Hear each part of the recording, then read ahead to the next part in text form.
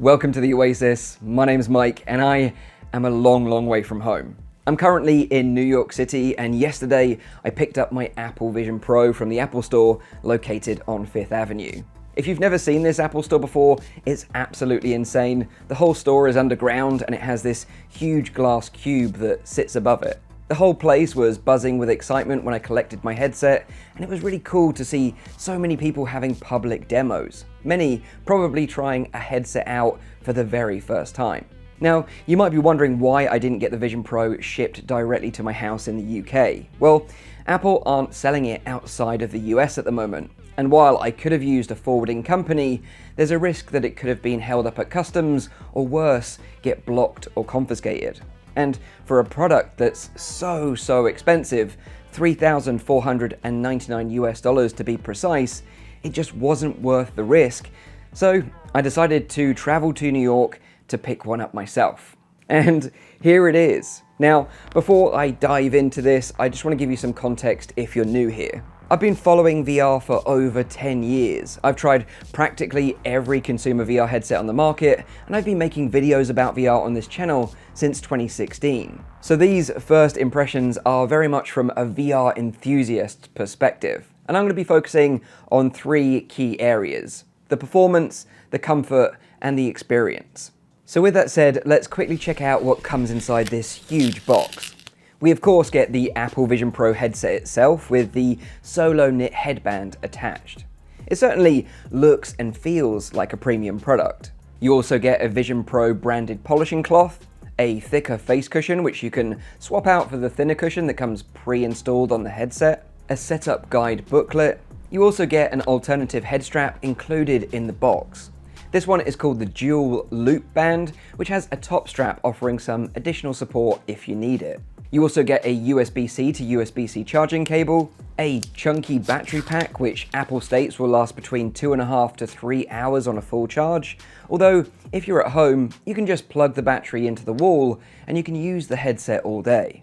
The setup process was a breeze. You simply put it on, it calibrates and moves the lenses into the optimal position for your eyes, and it guides you through the process step by step. I used a US Apple account during the setup process because as of right now, UK accounts are region locked from accessing the Vision Pro App Store. It was surprising that there wasn't some kind of immersive introductory experience that launches automatically to really highlight the magic of Vision Pro. To Meta's credit, they do a really good job of this. Instead, with the Vision Pro, you're just greeted with the main menu after the setup. I was pretty critical of Sony for doing this with the PSVR 2, and I feel the same way about the Vision Pro. It's just a missed opportunity. But let's talk about performance, starting with a couple of negative points. Personally, I feel the field of view on Vision Pro is a little disappointing, and this is likely due to the shape of the custom pancake lenses. The horizontal field of view is fine and probably on par with the Quest 3, but the vertical field of view, particularly at the bottom, feels a little cut off in comparison. When it comes to Passthrough, the quality is far better than anything else available on the market today, but it's just not as good as the Apple marketing suggests. I was impressed that you don't get any warping like you do with the Quest Pro and the Quest 3, but it's still very obvious that you're seeing the world through camera lenses. If you move your head quickly, the panel struggles to keep up, so you see a slight blurry ghosting effect. And the pass-through can look quite grainy if you're using the Vision Pro in a dark, unlit environment. But in terms of performance, they're really my only gripes. On the flip side, the visual quality of the Vision Pro is exceptional. Hovering icons, floating glass-like windows, virtual environments, movies and text all look beautifully sharp and clear. Apple have been quite coy about sharing the specs of the panels that they use in the Vision Pro, but after doing a bit of research, it suggests they're using Sony Micro OLED panels, which offer a resolution of 3648 by 3144 pixels per eye, running at 90 and up to 100 Hz. To give you some context, that resolution far exceeds anything found in the leading headsets available on the market today. The lenses in the Vision Pro, aside from the field of view, are also excellent. They're custom pancake lenses which provide great edge-to-edge clarity. You don't see any screen door effect whatsoever. you don't get any God rays, and I only experienced a tiny bit of glare in some contrasting scenes. This optical stack combination is quite frankly the best I've seen in a headset to date, and it's going to be difficult after seeing this to go back to the competition. Watching content like TV shows and 3D movies in a fully scalable virtual window looks better than any physical TV that I own at home, and I would say that this is one of the killer apps for the Vision Pro in my opinion. All the clips in this video really don't do this headset justice, and I honestly can't wait to watch a movie in the Vision Pro on the flight back home. While still on the subject of performance, the Vision Pro uses two chips. The first is the M2 chip found in last-gen MacBooks and iPads, which makes the whole experience of using Vision Pro buttery smooth and making this the most powerful standalone headset available on the market today. The other chip, the R1, handles all the cameras, mics, and tracking data. When I first saw Apple refer to the Vision Pro as a spatial computing device, I kind of rolled my eyes, thinking why didn't they just call it a VR headset or a mixed reality headset, which is essentially what it is. But having tried it, it's clear that spatial computing is absolutely the right term. The best way to think of the Vision Pro is that it's a laptop for your face. This is the first headset I've ever tried where the quality of the visuals are good enough that I would say it's completely viable as a productivity device, whereas I never felt that way with the Quest Pro. Although, if you do want to work in the Vision Pro, you'll definitely want a Bluetooth keyboard, as the virtual keyboard is just far too slow for long typing tasks.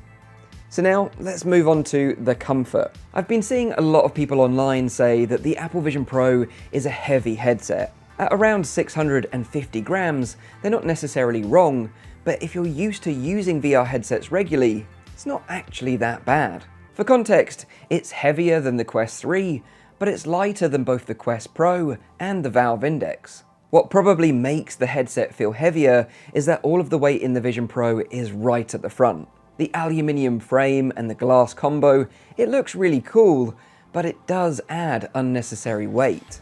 One unique move from Apple is that they moved the battery off the headset and into this small case that just slips into your pocket. I thought I would feel quite strongly about this, but in reality, it doesn't bother me at all.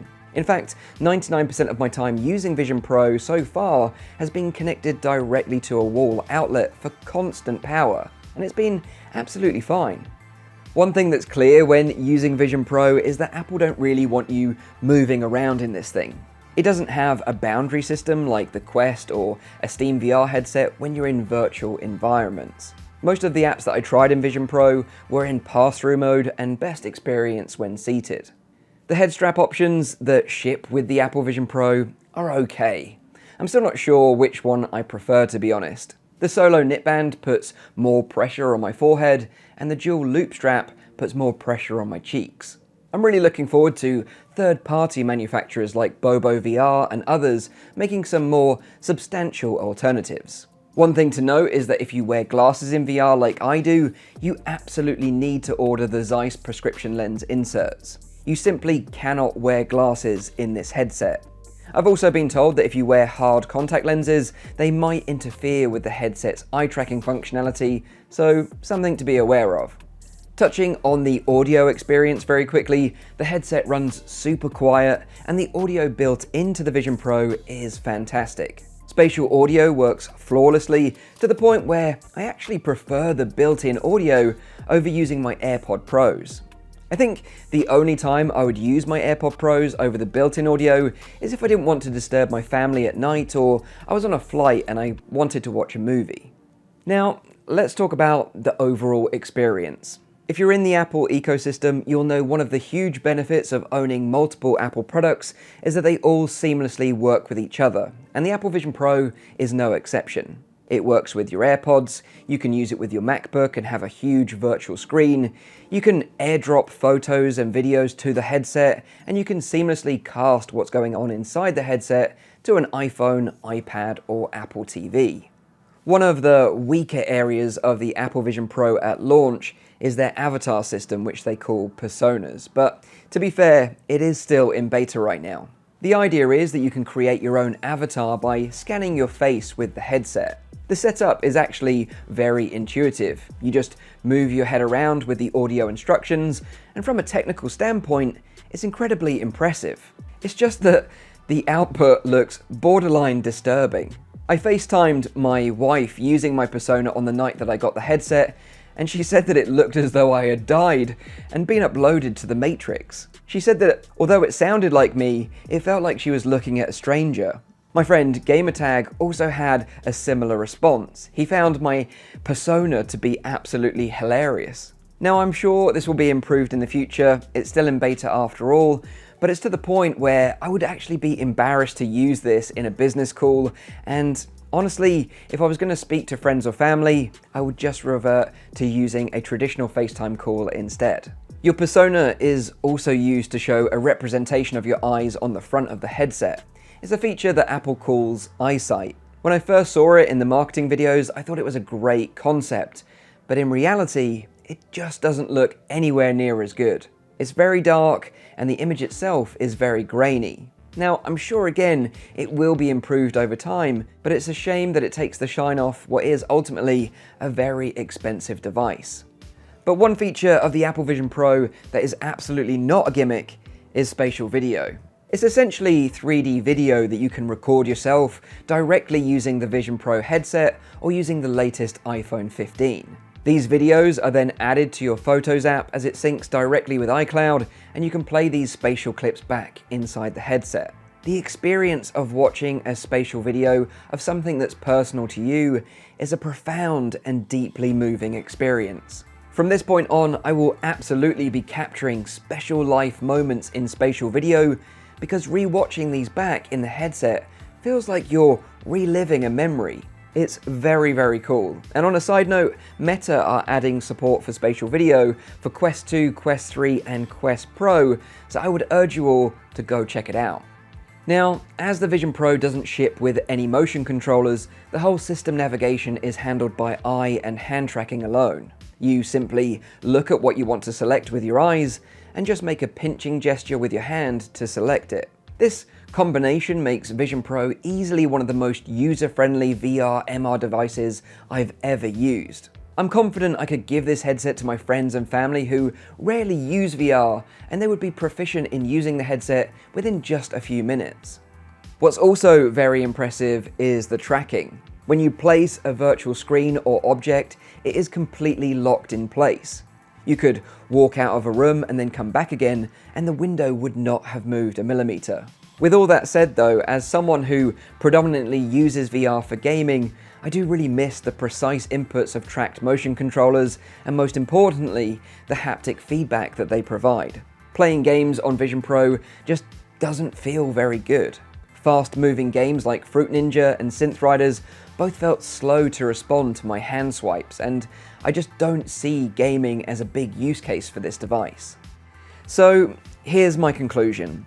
The Apple Vision Pro is an exceptional device for a small select group of people. Right now, I would say it's best suited to developers that want to create apps for this new platform, and early adopters with deep pockets that want to experience the very latest and cutting-edge technology in this space. Over the coming years, we'll likely see revisions of this device, and I have no doubt that over time, it will get smaller, lighter, and more importantly, become more affordable. If you're curious about Apple Vision Pro, I would highly suggest that you book an appointment for a demo at your local Apple store. The staff there are well trained, and the demo they provide is a great first experience. For those of you that are gamers, it doesn't really seem that Apple are that interested in gaming on the Vision Pro, and I don't expect that will change much in the future. It seems that they're happy to leave that market to Meta, Sony, and Valve, and go after a brand new market instead. So if you are a VR gamer, you're not really missing out on anything with the Vision Pro. For me, the highlights of the Vision Pro were watching movies and surrounding myself with multitasking windows. And my low points are the quality of the personas, and the software library just feels a bit bare bones right now. What's clear though is that this is the first step of an exciting new era of spatial computing.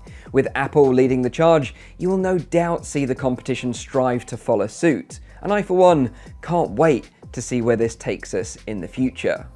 So that is all from me. If you have any questions about the Apple Vision Pro, please put your questions in the comments down below, and I'll try my very best to answer as many questions as I can.